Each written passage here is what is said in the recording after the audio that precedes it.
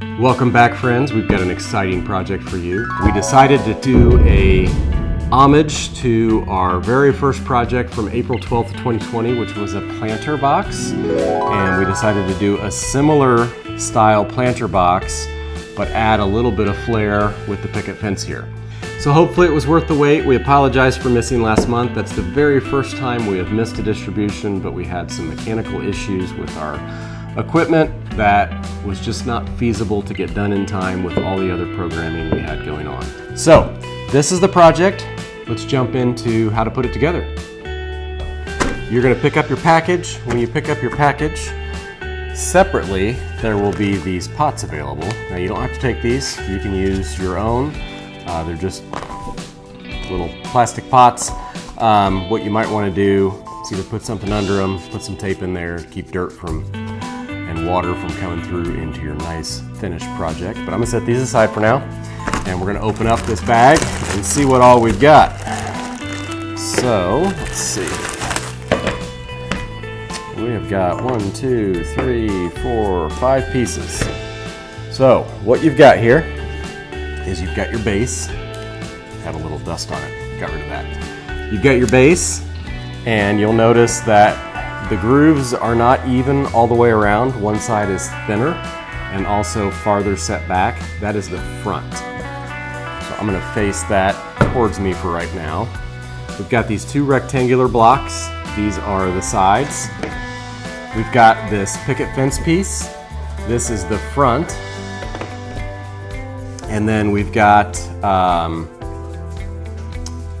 the back piece. And this one's got a little extra cut out of the dado, but that's okay. So the back piece is the long piece, and these here, show it up here so you can see it. This is called a dado. It's a dado cut. This one is actually called a rabbited joint.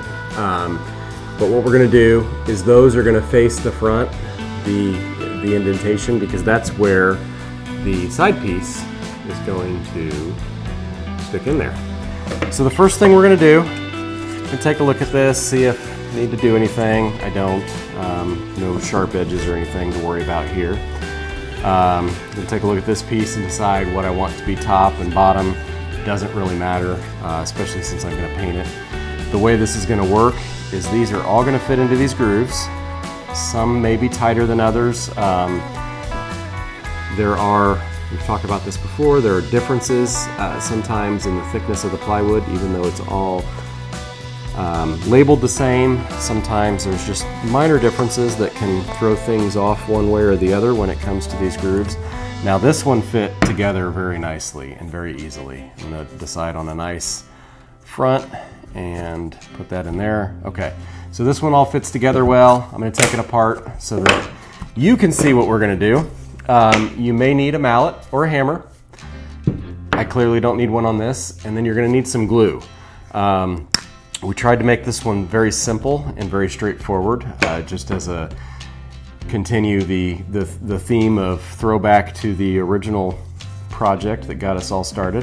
So what I'm going to do is I've got these grooves all the way around. I'm going to put glue in them. I am not going to put glue in the thin one.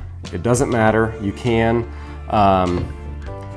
but since these bottoms, since the fence has these dips in it, I'm holding it upside down. This makes more sense this way. But since it's only the pickets that go to the bottom, I'm going to put the glue right on these pickets. Now you could just put it in there and not worry about it. It wouldn't hurt anything.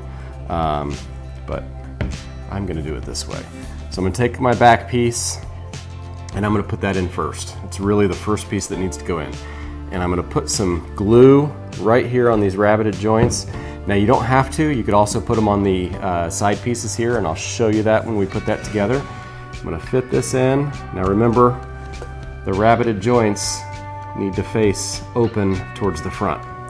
So now I'm going to put the side pieces in, and this is where I could take, these are actually rectangles, this is where I could take and I could put glue right here on the side. I could also put glue on the bottom if I didn't put it in here, but I could put glue on here, but I already put it on there, so I'm not going to worry about it. And I'm going to put this in here, press it all the way down, and then I want to press it all the way back so we get a nice tight joint there.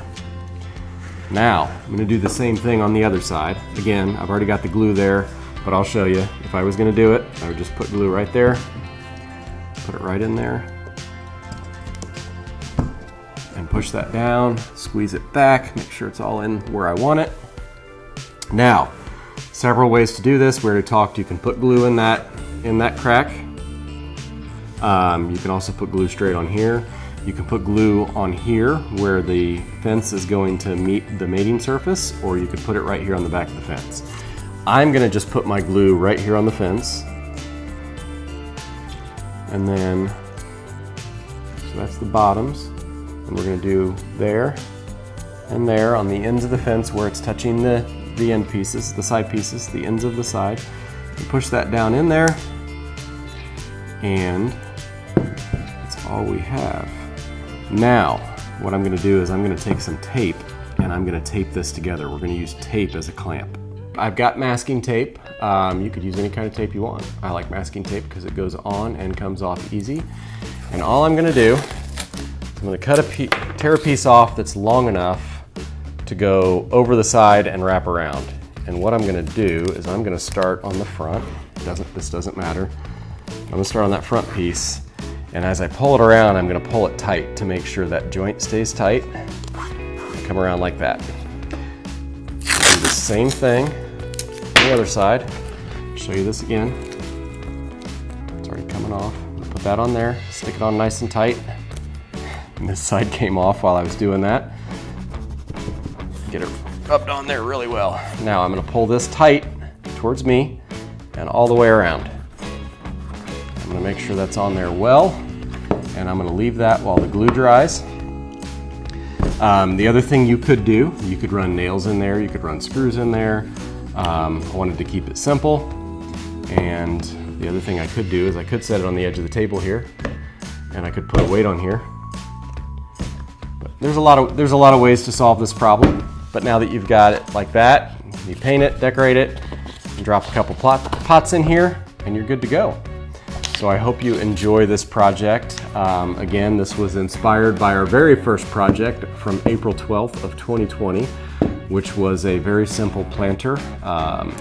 Been wanting to get back to that one for a while, and we decided to get back to that with the addition of a little picket fence. So I hope you enjoy this, and hope the wait was worth it, and we'll see you next month.